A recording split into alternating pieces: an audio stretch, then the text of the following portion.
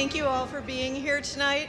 We could not have done this without you, your support, your enthusiasm, and your willingness to come to the library for a wonderful event this evening. We are grateful to have you here. So let's raise our glasses in a toast of thanks and appreciation for the vision of Reuben McMillan, who created this inspiring institution for all of us, and a toast of gratitude for the many donors over the years, especially during this renovation and addition to our Carnegie building. A very special thanks to the Schmutz Family Foundation for their generosity in supporting the renovation of this magnificent grand reading room. Cheers. Cheers. So can you believe we've been doing this for 17 years? 17 years. Isn't that awesome? I hope you saw all those wonderful authors that we displayed on the screen. We've had some tremendous authors. But at this time, I would like to introduce to you our Director and Chief Executive Officer of the Public Library of Youngstown and Mahoning County, Amy Fife-Barrick.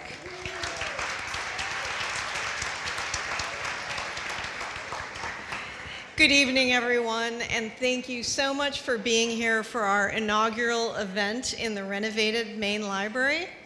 So what do you think?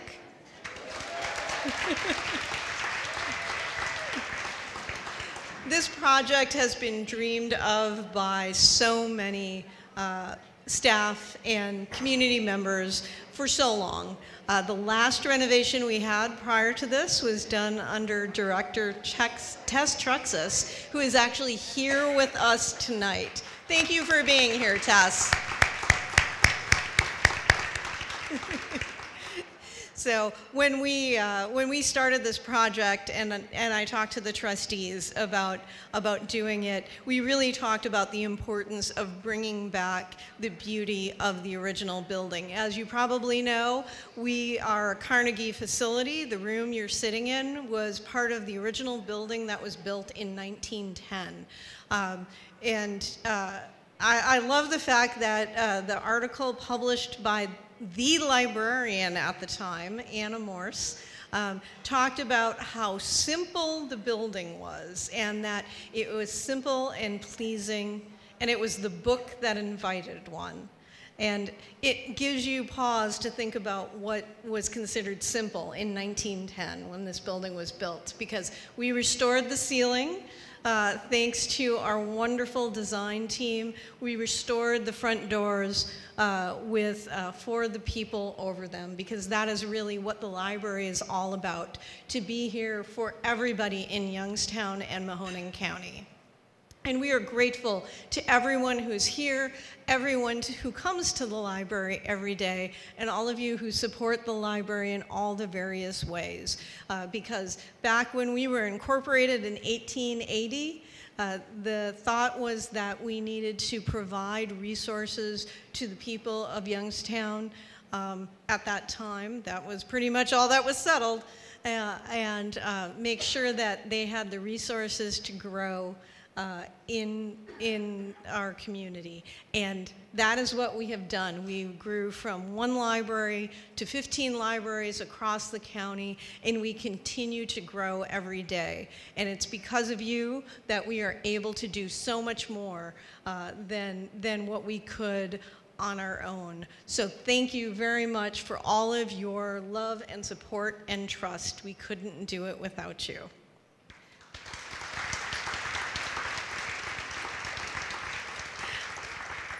At this point, I would like to introduce the leader of the other people we could not do this without, our Board of Trustees and President Carol Weimer.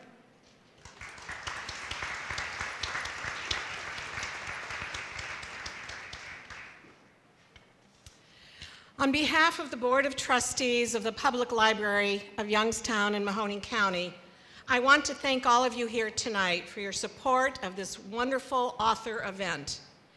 But more importantly, I'm here to thank all of those who donate to the Library Foundation to continue its legacy for the future. Donating to the library ensures that future generations will have the opportunities that our libraries provide every day to our community. Thank you all for your ongoing and needed support of the Public Library of Mahoning County Foundation. Thank you very much. I turn it back to Deb.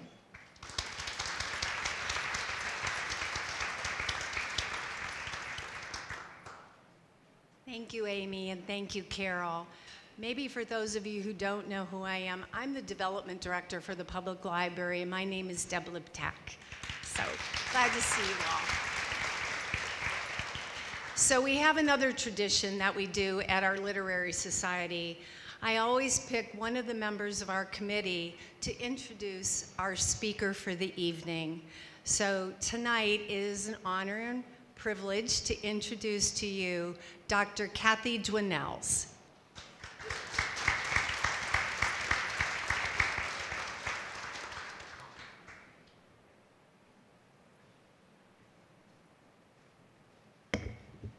Hi everyone, I'm short.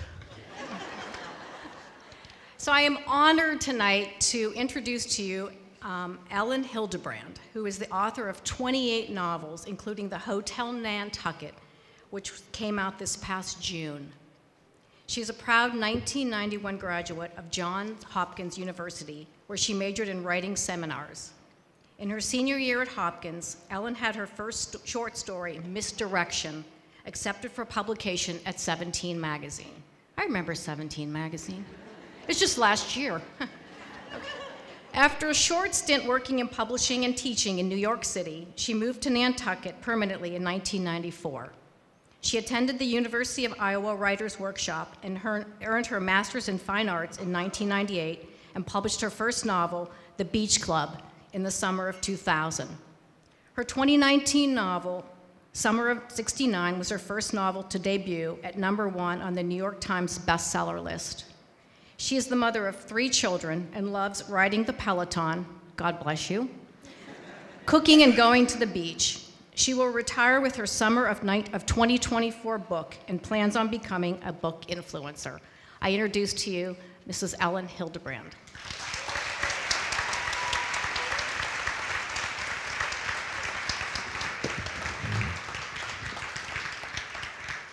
Hello, Youngstown. And Mahoning County, which I didn't even know was a place until today, but I'm very excited. I have learned so much. I've been here like 3 hours. I learned you guys don't have to have car inspections. Tell me about that. Like, how do you get away with that? That is just crazy town. Anyway, I met someone who knows every single person in Youngstown. I mean, this has been I have had such a great time, and I've only been here a short while. I want to start by thanking the Public Library of Youngstown and Mahoning County for having me. I'm going to start by telling you a short library story. So like many of you, my first memories of books and reading was at the library, and it was at the library at my elementary school, which was Arrowhead Elementary School in Collegeville, Pennsylvania. And in 2nd grade, I told the librarian, Mrs. Hirsch, I said, I have read every book in the library.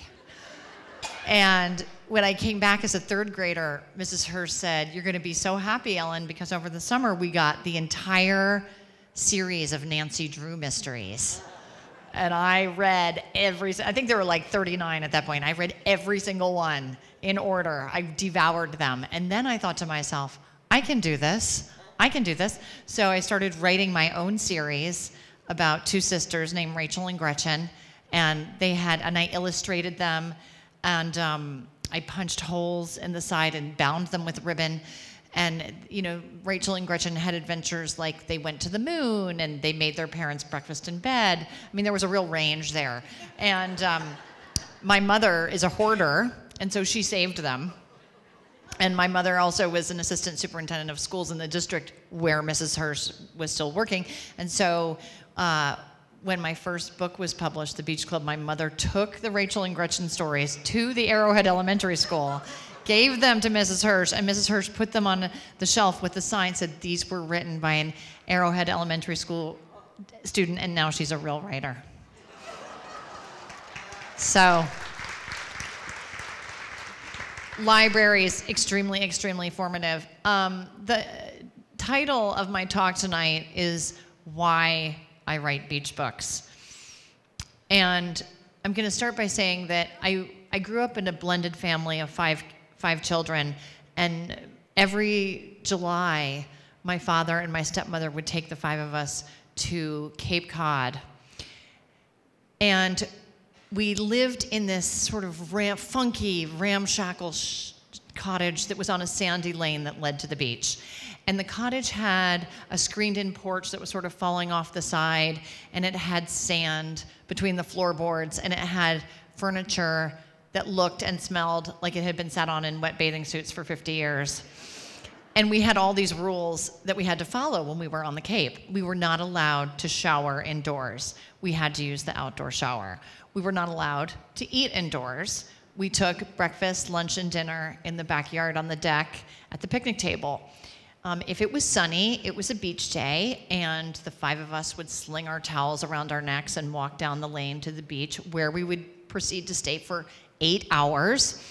My parents used to put copper toe number 4 on us. That was a foam. And we would come back from the beach, we'd be like radioactively glowing. My grandmother used to say, "You all look so healthy." We used to go down and watch the sunset like it was a Broadway show. We would get our seats early, the sun would go down, we would all clap.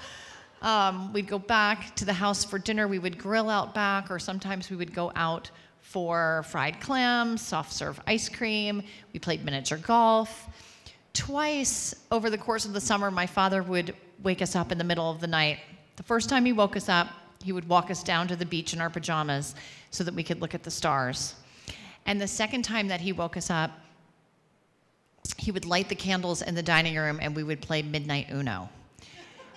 It was an idyllic way to grow up by anyone's standards. But then the November after my 16th summer, my father was killed in a plane crash. And those summers came to an end. And my 17th summer, I had to get a job.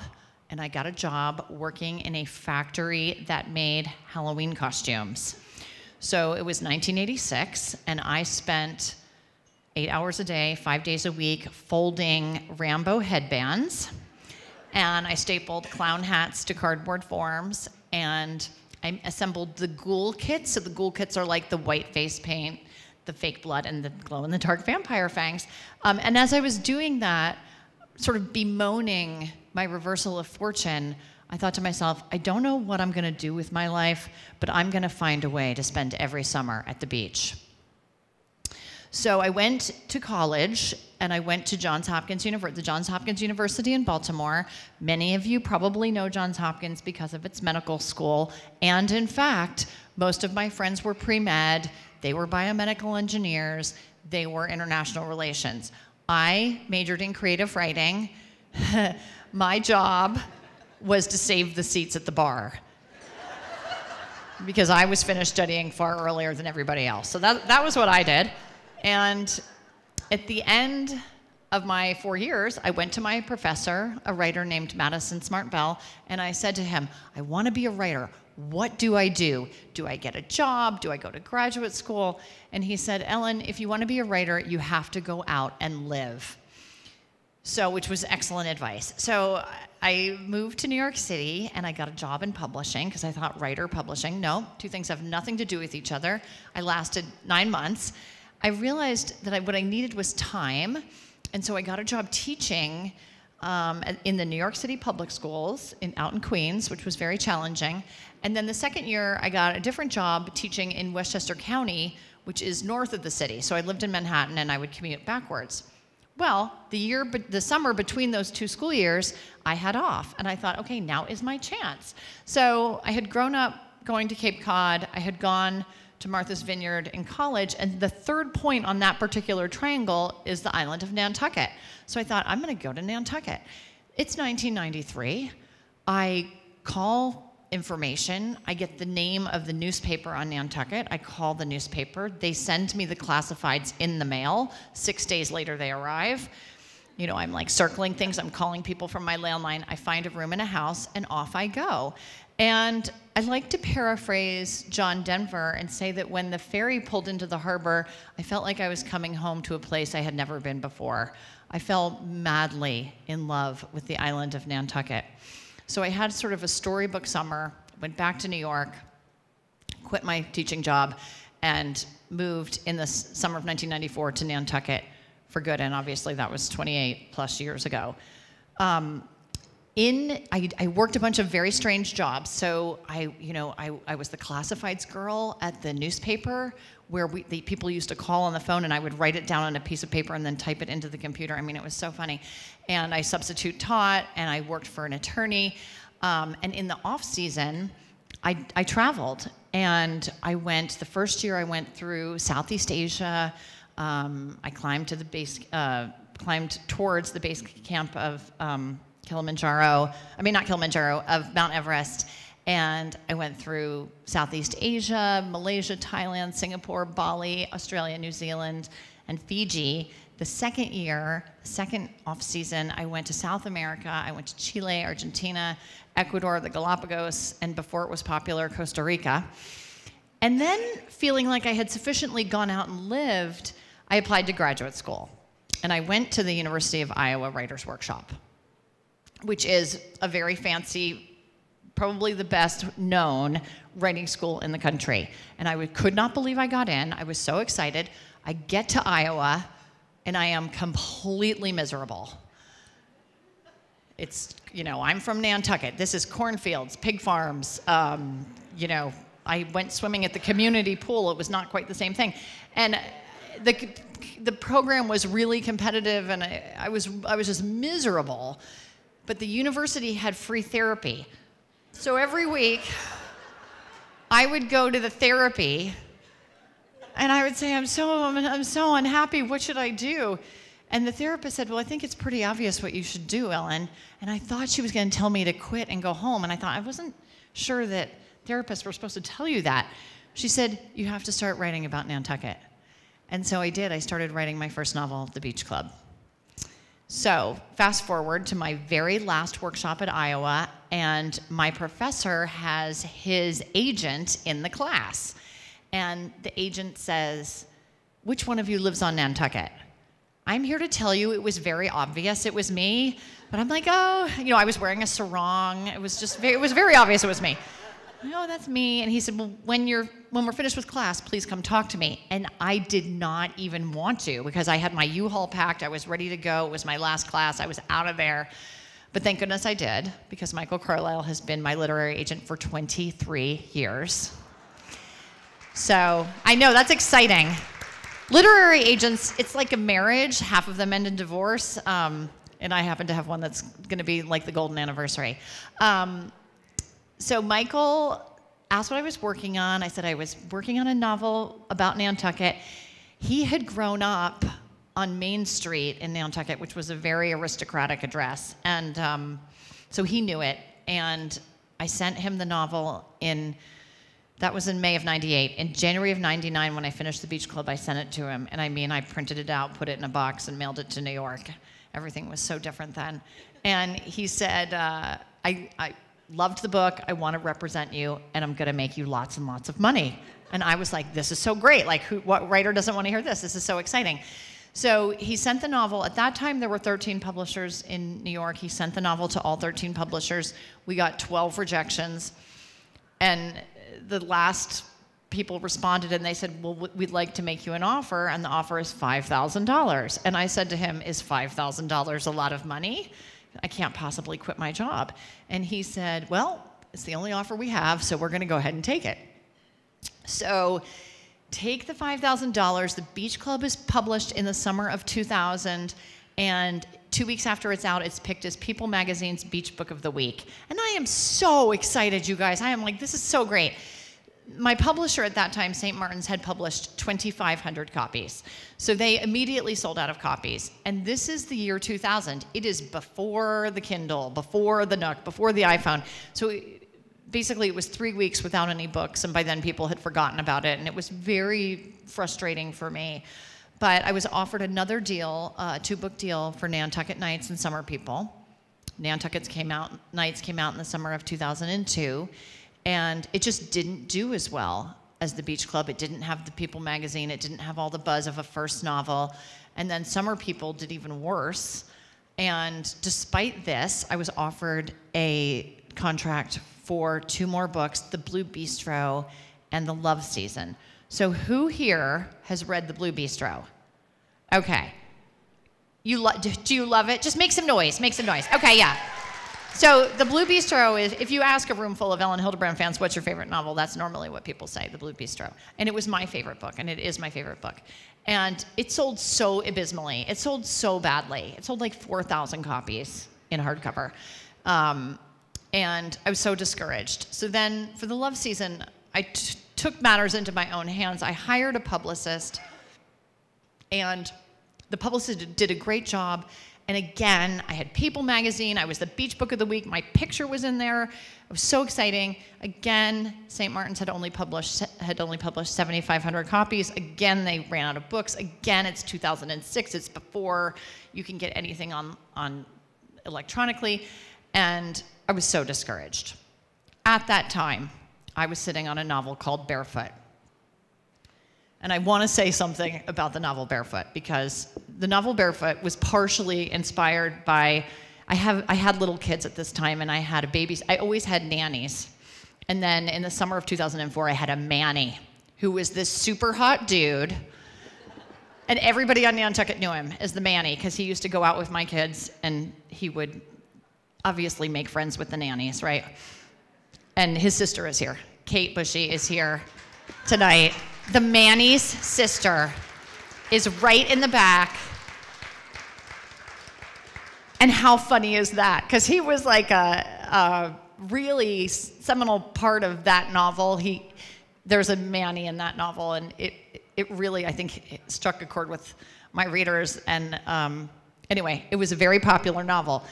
It was the right novel to break out with. So my agent, the same agent, Michael, says, I think we have to shop Barefoot around. We're not going to stay with St. Martin's.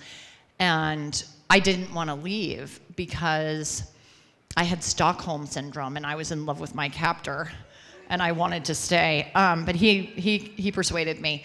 And in the September of 2006, we took Barefoot to New York, and I met with the 10 publishers then that were left in New York, and all 10 bid on Barefoot, and it ended up going to my new publisher, Little Brown Hachette, and they turned the next 23 books into New York Times bestsellers.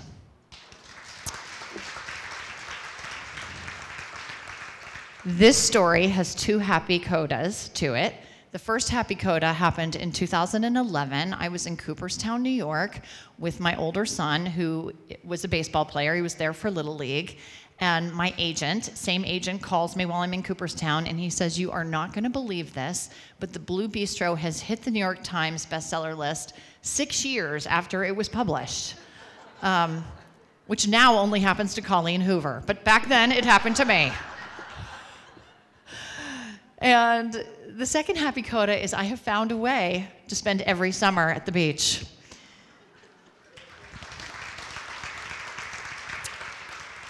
So, I want to get back to my thesis statement, which is why do I write beach books? A couple of years ago, I did an interview for a magazine called New England Home, and the writer asked me a question I had never been asked before, and it was, who do you write your books for? And I thought about it, and I realized that every single book that I've written, I have written for the heartbroken 17-year-old girl who was folding the Rambo headbands, who had just lost her father. Because if it makes sense, if it doesn't sound too surreal, what I needed that summer was an Elin Hilderbrand novel. I needed something that was going to take me out of my present circumstances and deliver me to the beach. I have a lot of readers who are very privileged and who, along with their beach sticker and their farm fresh tomatoes every year, get the next Elin Hilderbrand book. But I have an even greater number of readers who, for whatever reason, can't get to the beach and can't have an American summer. And maybe they're going through chemo, or maybe they have a parent who's aging and they need to be around, or maybe they just don't have the time or the resources to take a vacation to the beach. And so it's for those people that I write my novels. I'm gonna read a letter. I'm gonna end my little talk here with this letter that I received. Sometimes I cry, you guys, I'm sorry. It's very poignant, but it definitely answers the question. Okay. Dear Ellen, you probably don't know this, Ellen, but you have been with me for the last few years. You were there with me on the shores of Anna Maria Island. The last weekend, I considered myself a single woman. You were there as I grew from girlfriend to stepmom. You were there as I turned a house into a home. You were there for me during my first miscarriage, and there for me for the 4 after that. You were there when the doctor told us we should think about other ways to grow our family. And you were there when the doctor came in, dumbfounded, just months after our latest loss, to tell us we were in fact expecting a healthy baby girl. You were there for her first kick. In fact, you felt it when I did, as you were propped up on my belly. And after 14 and a half hours of keeping me company through labor, you were sitting on the counter as our daughter, Charlotte Ray, took her first breath. You were there when postpartum depression claimed more days than I thought would ever happen. You scooped me out of the darkness and laid me on the shores of Nantucket. You see, Ellen, it was you that saved me. You carried me to a better world when I couldn't leave my house. You played my heartstrings so well that I couldn't help but begin to talk about your books, eventually joining a book club and becoming myself. Here's to you, Elin Hilderbrand. Sorry. Thank you for delivering the healing air of Nantucket to Florida. This is why I write beach books.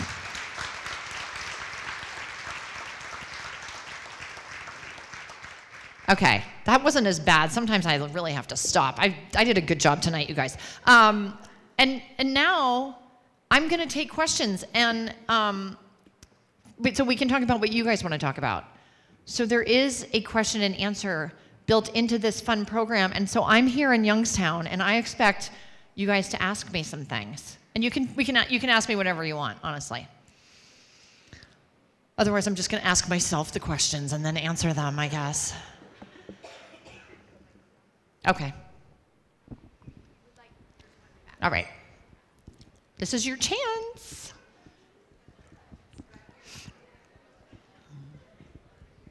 Hi, Ellen. I'm here with my daughter, who is an avid fan of yours. And this was the first book of yours I read, and I read it about a month ago. Okay. But now we're thinking about going on a vacation in Nantucket, and we want to do the Christmas walk. But should we go when the weather's nice to take in the place first, or should we do the Christmas walk first? Okay, so it's Christmas stroll, but I like the name Christmas walk. It's actually so cute, Christmas walk. Okay, it's a Christmas stroll. So it's two different things, honestly. Nantucket in the summer is sublime. It is the best place on earth in the summertime. It is cobblestone streets, whaling captain's homes, snapping flags, the gardens, the window boxes, the rose-covered arches. I mean, it is so aesthetically pleasing. There are 50 miles of beach, and on Nantucket, the beach is undeveloped. There is nothing on the beach except for sand and eelgrass. It's open to the public.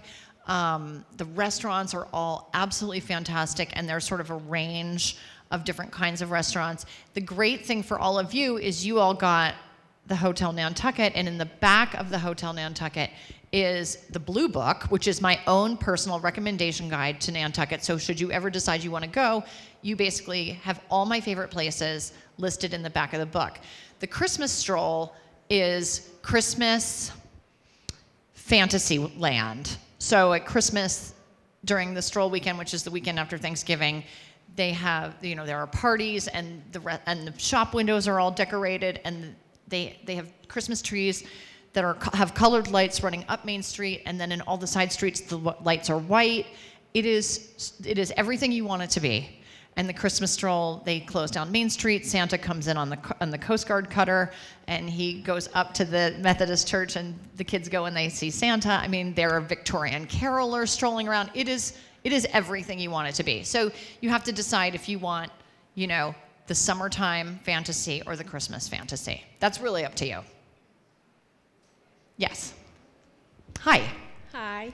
Well, I have a question about when the day comes when you hang up your pen, so to speak. Will you miss it that much that you'll go out and still do talks and communicate with people in regards to your your career in writing? I can't tell. Because we don't want to let you go completely. Right, yeah. So, so the plan is, and I really want to explain this, for those of you who have been sort of following me, I have written a summer book every summer, I think with just one exception since the year 2000. So it's been a very demanding schedule. And for 7 years, I wrote 2 books a year because I wrote 4 Christmas novels and I wrote 3 novels set in St. John. And I feel myself coming to the natural end of my material. Nantucket is 4 miles wide and 13 miles long, you guys. It's not that big. I've done every single festival. I've done every part of the island. I've done every possible dramatic situation. And I don't want to repeat myself, and I don't want to spin the thread out until it snaps. I want to go out on top. I want to make sure that every single book that you guys read is as good or better than the last one, and that you never turn to your friend next to you and say, you know, I just didn't like this one as much as the others. I just want it to be the same quality, and to do that, I really have to control the product, and so I will be ending with my summer 2024 novel. Does that mean I will never write another novel? No. I mean, I definitely will write other novels, but it's not going to be on the business plan that I've been doing for so many years. It's not going to be one Nantucket novel every summer. So I may write other Nantucket novels, but they will come out on my, I'm going to drive the bus on the schedule and try and have a little bit of a life, my poor children. I feel bad. They won't even know what to do with me. Is there somebody else? Debbie, I can't see, sorry. Okay, yeah, go ahead. Hi, so I'm Kate, and at Table 25, we've been talking extensively about loving the Troubles in Paradise series, and I'm also a big fan of your Winter Street series, and I know that you are set to retire, but I'm interested in knowing, just because we do love your series so much, if you would ever write another series, and then I'd love to hear more about the difference between writing a novel that was set in Nantucket, which is, you know, obviously the island you're known for, and then having an experience writing about the Virgin Islands as well. Okay, that's a great question. So, for those of you that don't know, the 2 Winter Street series, they actually have a really fun sort of origin story, which is in the summer of 2013, I was writing my novel, The Matchmaker, and I got a call from my publisher that said, we had a book on our holiday list fall off. Can you write a Christmas book in 4 weeks? And I said, you know, The Matchmaker, for those of you who've read it, is like a very heavy, emotional. I said, no, I don't want to get distracted. I said, but when I finish with this book, I could write a Christmas novel. In fact, you know what? I have an idea for a Christmas trilogy. And they were like, oh, we don't want that. We don't want that. And I was like, okay. So they said, you know, you're really a summer writer. You're not really proven at Christmas. But if you have an idea for one Christmas book, we would look at it. So I wrote Winter Street, handed it in. It intentionally has no ending. They were like, this is fantastic, and gave me a contract for the other 2 books, which were Winter Stroll and Winter Storms. And then, irony of ironies, in the summer of 2016, my editor called and she said, what do I have to do to get you to write a 4th Winter Street book? And I was like, aha. So I didn't even want to. I didn't want to write a 4th book. I felt like I had finished the trilogy with 3. And I said, well, I'll do it, but I want to try something different. I want to write a series of beach books in the Virgin Islands. And she says, oh, I don't know about that. I don't know about that. She's like, you're a Nantucket writer. I don't know if we can like move to like a different location. But she really wanted that 4th Christmas book. So she gave me the opportunity to write the Paradise series. And of course, the Paradise series far outsold the Winter Street series. And everybody at my publisher was completely blown away. So it was a lot of fun to change locations. I do not own property or have really any claim to the Virgin Islands, so I was a little nervous about how people down there were going to take it. My timing was impeccable. The hurricane, of course, Irma and Maria decimated St. John in the fall of 2017. My book came out in the fall of 2018 when they were trying to get back on their feet, and so a lot of positive publicity was really, really good for them. And now they will tell you my books are a contributing factor to their economy getting back on its feet. And I can't buy a drink in St. John. Everybody buys them for me. I love it. It's really great. So everybody I have not heard one negative thing from anybody who lives in St. John. So I've been very, very happy about it. But I was nervous about writing it's one thing, Nantucket, I lived there, I had my children there, you know, I got married there, divorced there. I mean, all of my drama happened on Nantucket, and everybody knows it. And but St. John was a little different, but it worked out. So you were saying that right here. Oh, hi. Hi. Elin Hilderbrand fans love Blue Bistro. Yes, that is absolutely my favorite book that you wrote. Second favorite is 28 Summers. And I was just curious, what was your inspiration behind that? Like, I love the politics angle. I love the romance angle. I'd like to hear all about it. Okay, so 28 Summers came out in the summer of 2020. It's based on, I have gotten, you know, people either love it or they hate it. I had a lot of people who had a big problem with the adultery aspect of it. I'm like, I based it on a famous classic movie, the most produced play of all time, same time next year. I hardly invented this premise, right? But they blame me, whatever, it's fine. I can take it. So, yeah, it's based on the movie Same Time Next Year. For those of you who are familiar with that movie, it is very simple because it was written as a play. And so the set of the movie, it's Alan Alda, Ellen Bernstein, and I can remember I saw it as a young teenager. I was probably 12 or 13 years old. And then I saw it again, I don't know, 6 or 7 years ago, and I thought, I can do better than they did it. I can do it, but I can do it better. And so I had it set on Nantucket, and it spans 28 years of a couple who meet every Labor Day weekend, no matter what, and it is very special. It has been optioned by the movie studio MRC, who made Knives Out, and they just hired a writer-director, and it's the woman who wrote the screenplay for The Woman King, if anybody's seen The Woman King. So her star is rising, and we happened to get her. So it's very, I mean, I don't want to jinx myself because Hollywood has been quite a cruel mistress, but it's very likely that that will hopefully hit the screen. We'll see. We'll see. We'll remain optimistic. Thank you, Sarah. That was a good question. Molly.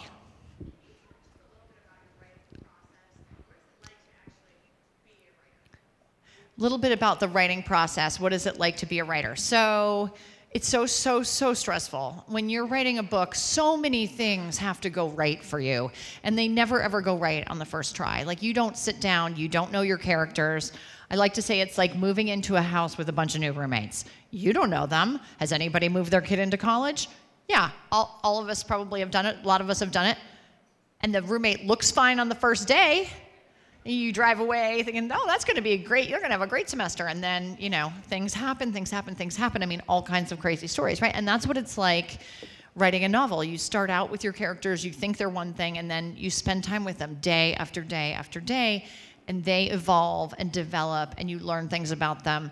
In my year right now, I'm at the end of my novel is due at Halloween. It's due every year at Halloween, so I'm going to hand it in on Friday the 28th, which is a week from tomorrow. And then it'll go to my editor, and she will come back to me with revisions. And I rent an apartment in Boston all by myself, where I light my little candles like Emily Dickinson, and I do nothing. I'm like a little person, and I revise, and I am a hermit, and I get the job done, and it takes like 6 weeks to revise it.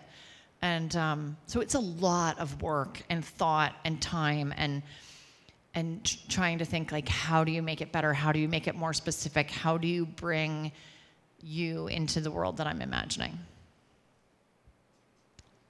Anybody else?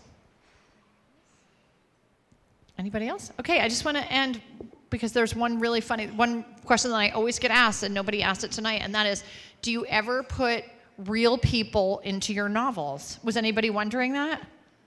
Okay, so the answer is no. The island, as I said, is 4 miles wide and 13 miles long, and fiction is crafted to make sense. So real people don't quite fit in fiction because you only need certain details about them. The one exception to this rule was my novel, The Rumor. Nantucket is small, we call it the fishbowl, and there are obviously a lot, maybe this also happens in Youngstown and Mahoning County, I don't know. But there are a lot of rumors flying around, and so I wrote a novel called The Rumor, and I was gonna put every single person on Nantucket who gossiped in this book. And I did do that, and not one single person recognized themselves because they had been so disguised that the only person who knew who they were was me. So that was very successful. And the other thing I want to say just before I leave, which is such exciting news, is although MRC has 28 Summers and I have 4 other projects in development, I did this past May get a green light, and my novel, The Perfect Couple, will be made into a 6-part miniseries on Netflix. Yes. So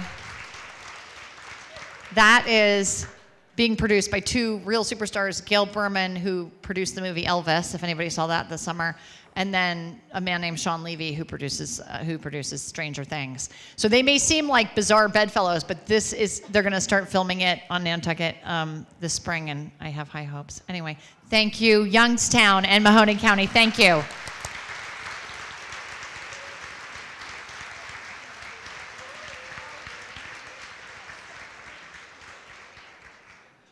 Wasn't she spectacular?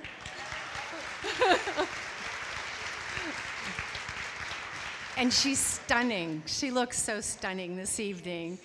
I just want to say on behalf of the Public Library of Youngstown, Mahoning County, thank you, Ellen, for coming to Youngstown to be our Literary Society author for this year. I just want you all to know she is very well read. And from all that she presented this evening, it's very obvious that you all know a heck of a lot about her books. And we are just honored to have you here and cannot thank you enough. Can we give her another round of applause?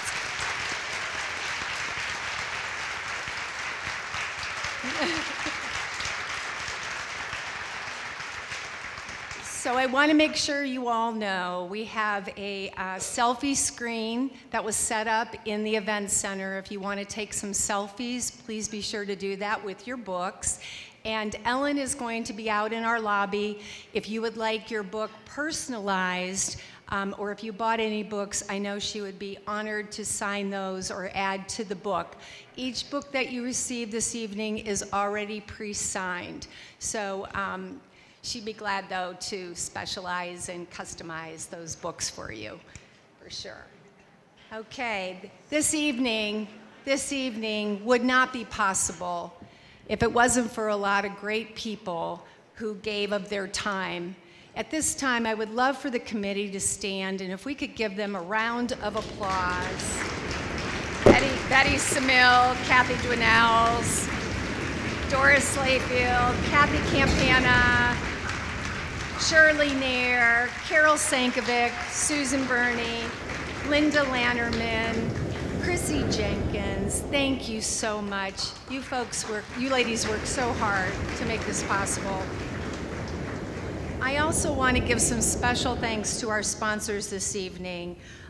We could not have done it without their support to bring in our fabulous author.